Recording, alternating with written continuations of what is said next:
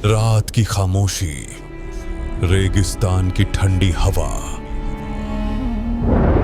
और चंद बेसरो सामान लोग जिनके सामने 1000 का लश्कर खड़ा है।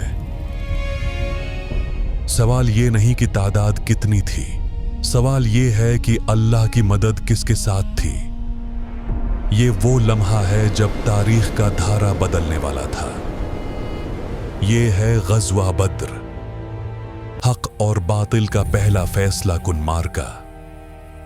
गज़वा बद्र इस्लाम की तारीख का पहला बड़ा अस्करी मार्का है। ये सिर्फ तलवारों की जंग नहीं थी, ये ईमान और कुफ्र के दरमियान फैसला था। ये वो दिन था जिसे कुरान ने यौमुल फुरकान कहा। इस मार्के ने साबित कर दिया कि कामयाबी सिर्फ तादाद या हथियारों से नहीं, बल्कि ईमान, सब्र और अल्लाह पर मुकम्मल भरोसे से मिलती है। आज हम इस वाक़ये को एक दस्तावेज़ी अंदाज में, तारीख की रोशनी में, बगैर किसी मुबालगे के बयान करेंगे। हिजरत को अभी 2 साल भी मुकम्मल न हुए थे। मदीना में मुसलमान एक नई रियासत की बुनियाद रख रहे थे, मगर मक्का के कुरैश चैन से बैठने को तैयार न थे। उन्होंने मुसलमानों के घर छीन लिए, माल जब्त कर लिया और मुसलसल धमकियां जारी रखें। इसी दौरान एक बड़ी तिजारती काफिला अबू सुफियान की क़ियादत में शाम से मक्का वापस आ रहा था। ये काफिला दरअसल मुसलमानों के लूटे हुए माल से तैयार हुआ था। नबी करीम सल्लल्लाहु अलैहि वसल्लम ने सहाबा से मशवरा किया कि इस काफिले को रोका जाए। ये जंग का ऐलान नहीं था, बल्कि एक जालिमाना जुल्म के बदले में अपना हक वापस लेने की कोशिश थी। तकरीबन 313 मुसलमान सादा असलहे के साथ रवाना हुए। सिर्फ 2 घोड़े, 70 ऊंट और दिलों में ईमान की रोशनी। उधर अबू सुफियान को खबर मिल गई। उसने फौरन रास्ता बदल लिया और मक्का पैगाम भेजा कि मोहम्मद सल्लल्लाहु अलैहि वसल्लम हमारे काफिले पर हमला करने आ रहे हैं। मक्का में खलबली मच गई। कुरैश ने 1000 का मुसल्लह लश्कर तैयार किया।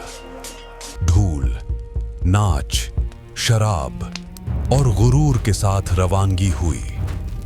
अबू जहल कह रहा था, हम बद्र जाकर जश्न मनाएंगे ताकि अरब पर हमारी धाक बैठ जाए। नबी करीम सल्लल्लाहु अलैहि वसल्लम बद्र के कुओं के करीब पहुंचे। ये जगह अस्करी लिहाज से अहम थी। हजरत हबाब बिन मुंजिर के मशवरे पर कुओं पर कंट्रोल हासिल किया गया। ये एक हिकमत अमली थी, मगर असल ताकत कहीं और से आनी थी। इसी रात नबी करीम सल्लल्लाहु अलैहि वसल्लम ने सारी रात दुआ में गुजार दी।